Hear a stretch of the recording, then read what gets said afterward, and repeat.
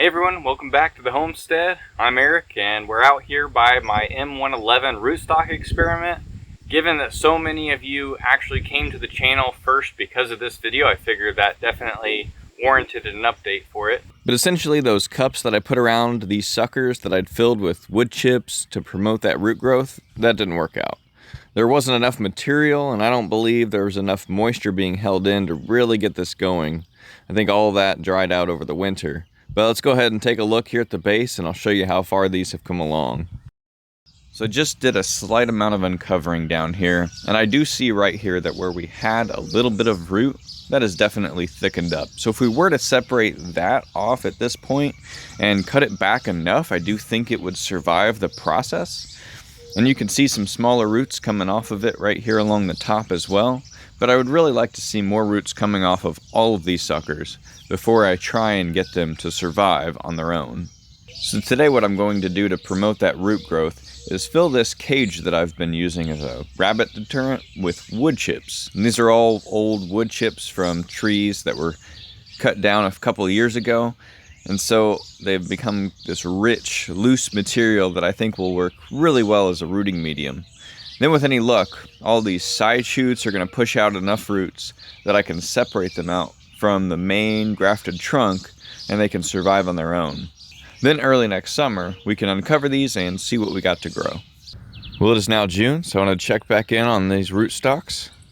You can hardly tell which one's the Gravenstein that I grafted, but that is this shoot coming up right here, just barely beating everybody else out. Really want to dedicate all the growth of the main rootstock to that.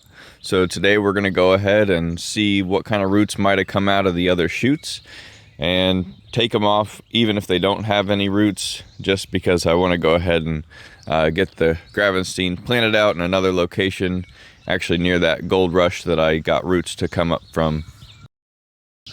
Well, I think we can clearly see already that this was an absolute success. We definitely have a lot of root growth on these shoots.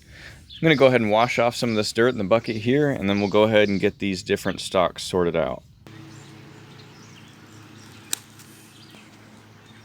There's one of them.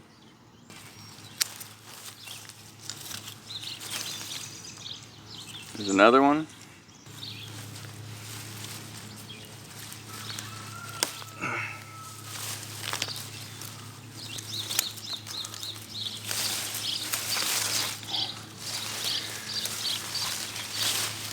There's two more. So here is that Gravenstein section from this M111 experiment. You can see the root ball down here, nice and large. This is the one that was originally grafted here. We have the graft union up here. And we buried it to here when originally it was only buried to about here. And you can see there are some additional roots that have been created here. I'm not going to let this sit out very long. I'm going to get it back into some water until I have its hole dug and get it planted.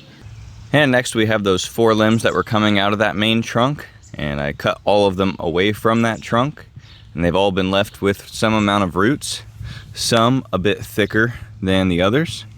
Very excited to see that happen.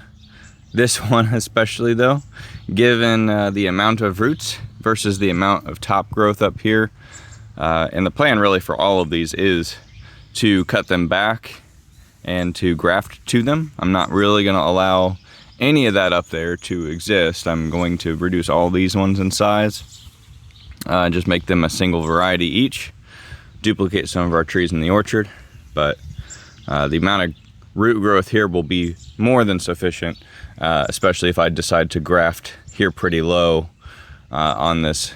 So very excited to see roots come out of these, especially after the attempt with the gold rush and how little came from that. Could have something to do with the medium, or it could simply be the genetics of this M111 rootstock. After all, it was chosen because it was a good rooter of apples. So definitely something to that, some science to that we've seen, where just any different variety may not push out roots quite as well as some of those that people have determined are best for rootstocks. You can also see why these are trusted pretty well as good, solid rootstocks to hold in the ground, not need staked or anything else, because they are certainly healthy pushing out plenty of fibrous roots that could easily hold your tree in the ground.